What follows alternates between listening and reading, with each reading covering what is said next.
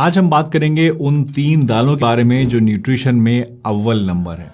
ये वो 3 दालें हैं जिनमें भरपूर मात्रा में कैल्शियम और आयरन है, जिनमें सबसे ज़्यादा प्रोटीन है और जो बॉडी में कमज़ोरी दूर करके आपको गज़ब की ताकत देते हैं। यही नहीं, अगर आपकी हड्डियां कमज़ोर हो गई हैं, जोड़ों में दर्द रहता है या खून की कमी आपको है, तो भी ये 3 दालें आपको बहुत ज़्यादा फ़ायदा करने वाली हैं। हाय एवरीवन, मेरा नाम डॉक्टर सलीम है और मैं पिछले 20 सालों से लोगों को फिट और हेल्दी रहने के लिए गाइड और मोटिवेट कर रहा हूँ। देखिए, वैसे तो सभी दालें अच्छी होती हैं, मैं ये नहीं कह रहा हूँ कि दूसरी दालें जो हैं वो किसी काम की नहीं हैं, लेकिन जिस तरह से एक हाथ की 5 उंगलियां बराबर नहीं होती हैं, उसी तरह से अलग अलग दालों से आपको अलग अलग न्यूट्रिशन और फ़ायदा मिलता है। कुछ दालें आपको प्रोटीन ज़्यादा देती हैं, कुछ आपको कैल्शियम ज़्यादा देती हैं और कुछ फाइबर।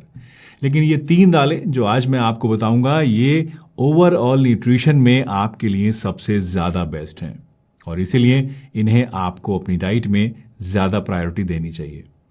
वैसे वीडियो को पूरा देखिएगा क्योंकि इन 3 दालों के बाद मैं आपको एक बहुत ही यूनिक दाल के बारे में भी बताऊंगा, जिसके बारे में बहुत कम लोग जानते हैं, लेकिन न्यूट्रिशन वाइज ये बाकी सभी दालों को, इवन इन 3 दालों को भी पीछे छोड़ देती है।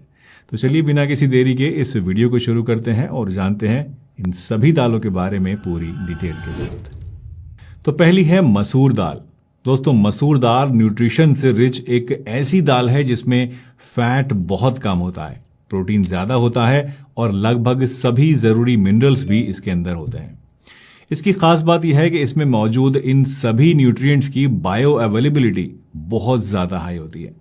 बायो अवेलेबिलिटी का मतलब होता है कि किसी चीज में मौजूद पोषक तत्व आपकी बॉडी को असल में कितनी मात्रा में मिल रहे हैं और कितनी आसानी से मिल रहे हैं।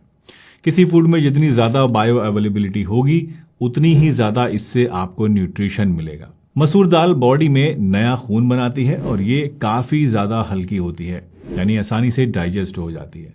ये दाल उन लोगों के लिए सबसे ज्यादा अच्छी है, सबसे ज्यादा फायदेमंद है जिन्हें एनीमिया यानी खून की कमी रहती है, थकान हर समय होती है, या जिनके वजन जो है वो बहुत तेजी से बढ़ जाता है, कुछ भी खाते हैं एकदम फैट बॉडी में बढ़ जाता है। 100 ग्राम मसूर की दाल से आपको 24 ग्राम प्रोटीन मिलता है।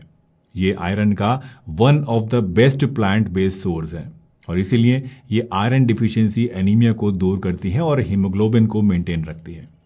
इसमें कैल्शियम मॉडरेट क्वांटिटी में होता है और फास्फोरस अच्छे अमाउंट में होता है, जिससे कि बोन डेंसिटी इंप्रूव होती है। इसकी तासीर हल्की सी गर्म है और ये कफ और पित्त दोष को बैलेंस करती है। ये उन लोगों के लिए भी बेस्ट है जिनका मेटाबॉलिज्म स्लो होता है, डाइजेशन कमजोर होता है या जिन्हें आयरन डिफिशियंसी है। इसे खाने से मसल्स आपकी स्ट्रांग बनती हैं, नया खून बनता है, वजन आपका कंट्रोल में रहता है और लेडीज में खास तौर से मेंस्ट्रुएशन के दौरान होने वाली थकावट को भी ये काफी ज्यादा कम कर सकती है। दूसरी दाल है मूंग दाल। दोस्तों, मूंग दाल 2 तरह की होती है, एक हरी छिलके वाली दाल और दूसरी पीली मूंग दाल। तो यहाँ हम इन दोनों ही दालों को शामिल कर रहे हैं। Moong dal one of the oldest cultivated dal है, जिसकी खेती आज से 4500 साल पहले इंडिया और साउथ ईस्ट एशिया में शुरू हुई थी। चरक संहिता में तो इसे सबसे ज्यादा लाइट और सबसे ज्यादा सात्विक दाल माना गया है। इसमें protein, iron, calcium, magnesium, phosphorus और फॉलिक एसिड काफी अच्छी मात्रा में आपको मिलता है। इनफैक्ट अगर आप इसे चावल के साथ मिलाकर खाते हैं तो ये आपको 9 के 9 एसेंशियल अमाइनो एसिड्स प्रोवाइड करती है, यानी वो सभी अमाइनो एसिड्स जो कि आम तौर पे मीट से आपको मिलते हैं, वो आपको इस वेज दाल से ही मिल सकते हैं। इसकी तासीर ठंडी होती है और ये तीनों दोषों को बैलेंस करती है। आयुर्वेद के हिसाब से ये त्रिदोष आहार कहलाता है। ये बड़े बुजुर्गों के लिए, बच्चों के लिए और ऐसे लोगों के लिए सबसे ज्यादा सुटेबल है जिनका डाइजेशन वीक है, जिन्हें डायबिटीज है, हार्ट पेशेंट्स जो हैं या जो बहुत ज्यादा कमजोर हैं। ये एसिडिटी और गैस को भी कम करती है, लिवर को भी डिटॉक्सिफाई करती है, LDL यानी बैड कोलेस्ट्रॉल को कम करती है, बोन्स और मसल्स को स्ट्रांग बनाती है और वेट लॉस में भी आपकी हेल्प कर सकती है। दोस्तों, वीडियो में जो है उड़द की दाल। दोस्तों, उड़द की दाल में दूसरी सभी दालों की तुलना में कैल्शियम सबसे ज्यादा होता है और इसीलिए बोन्स, जॉइंट्स और स्ट्रेंथ के लिए ये सबसे ज्यादा बढ़िया दाल है। इसमें आयरन भी अच्छी मात्रा में होता है, जिससे खून की कमी दूर होती है और शारीरिक कमजोरी को भी ये दूर करती है। आयुर्वेद में इसे बल्ले कहा गया है, यानी बॉडी को ताकत देने वाला फूड। लेकिन हाँ, उड़द की दाल थोड़ी सी हैवी होती है और इसे डाइजेस्ट होने में टाइम लगता है। इसलिए अगर आपका डाइजेशन कमज़ोर है तो इसे खाने से आपको परहेज करना चाहिए, या फिर बेस्ट है कि इसे आप फर्मेंटेड फॉर्म में खाएं, जैसे कि इसकी इडली बनाकर या डोसा बनाकर। इसकी तासीर थोड़ी सी गर्म होती है। अगर इसे देसी घी के साथ आप खाएंगे तो ये वात दोष को बैलेंस करती है। ये उन लोगों के लिए सबसे ज़्यादा सूटेबल है जिनकी हड्डियां कमज़ोर हैं, शारीरिक कमज़ोरी जिन लोगों को है, जोड़ों में जिनको दर्द रहता है या जिन्हें नसों में कमज़ोरी है। आयुर्वेद में ख़ास तौर से इसे ऐसे लोगों के लिए रिकमेंड किया गया है जिन्हें पैरालिसिस है, नसें जिनकी ख़राब हो चुकी हैं, या फिर जिन्हें सेक्सुअल वीकनेस रहती है। ख़ासतौर से मर्दाना कमज़ोरी वगैरह के लिए भी ये काफ़ी ज़्यादा अच्छी दाल है। दोस्तों, अब बात करते हैं उस बोनस दाल के बारे में जो काफ़ी ज़्यादा अंडररेटेड है, जिसका जिक्र मैंने आपसे शुरू में किया था। लेकिन न्यूट्रिशन वाइज ये दाल जो है दोस्तों, ये आज की बाकी तीनों, बल्कि जितनी भी दालें अवेलेबल हैं उन सभी को पीछे छोड़ देती है। और ये दाल है कुल्थी की दाल, जिसे हम इंग्लिश में हॉर्स ग्राम भी कहते हैं। इसमें सभी दालों से कई गुना ज़्यादा न्यूट्रिशन है। इसमें प्रोटीन बाकी सभी दालों से ज़्यादा होता है, आयरन भी काफ़ी ज़्यादा हाई अमाउंट में होता है और कैल्शियम तो एक्सेप्शनली हाई है।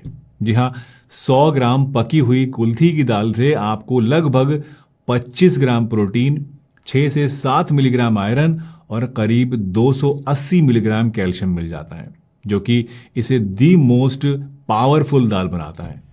ये मसल्स को स्ट्रेंथ देती है, बोन डेंसिटी को बढ़ाती है और टिश्यू रिपेयर में आपकी हेल्प करती है। ये पर्टिकुलरली लेडीज और सीनियर सिटीजन्स के लिए सबसे ज़्यादा फायदेमंद है। यही नहीं, ये किडनी स्टोन्स को डिसॉल्व करती है, बॉडी में वाटर रिटेंशन और फैट एक्यूमुलेशन को कम करती है और मेटाबॉलिज्म और डाइजेशन को भी इम्प्रूव करती है। लेकिन क्योंकि इसकी तासीर गर्म होती है, इसलिए इसे आप सर्दियों के मौसम में या बरसात के मौसम में ही ले सकते हैं।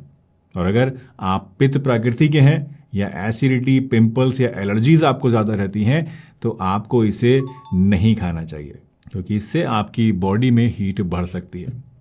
वैसे आप सोच रहे होंगे कि अगर कुल्थी की दाल जो है थोड़ी ज़्यादा गर्म है, इसलिए ये हर किसी को सूट नहीं करती।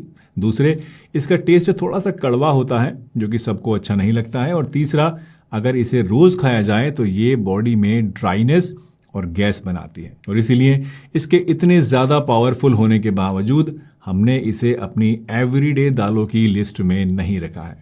इनफैक्ट आयुर्वेद में भी कुल्थी की दाल को एक फूड नहीं बल्कि दवा के तौर पे इस्तेमाल किया जाता है। तो इससे आपको एक हफ्ते में सिर्फ 1 या मैक्सिमम 2 बार खाना है, उससे ज़्यादा आपको इसको नहीं खाना है।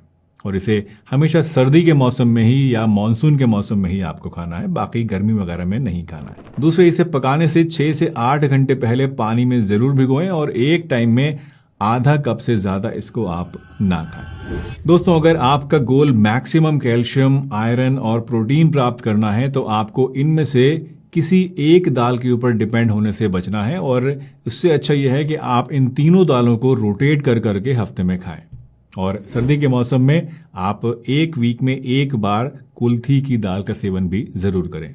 फॉर एग्जाम्पल, मंडे, ट्यूसडे और वेडनेसडे आप मसूर की दाल ले सकते हैं, थर्सडे और फ्राइडे में आप मूंग की दाल खाइए और सैटरडे संडे में आप उड़द की दाल का इस्तेमाल कीजिए। और हाँ, इन दालों का डाइजेशन और इनका स्वाद बढ़ाने के लिए इनमें देसी घी, जीरा और हींग का तड़का लगाना आप बिल्कुल भी मत भूलिएगा। इससे स्वाद तो बढ़ेगा ही, साथ ही साथ पोषक तत्वों का एब्जॉर्प्शन भी बढ़ जाएगा।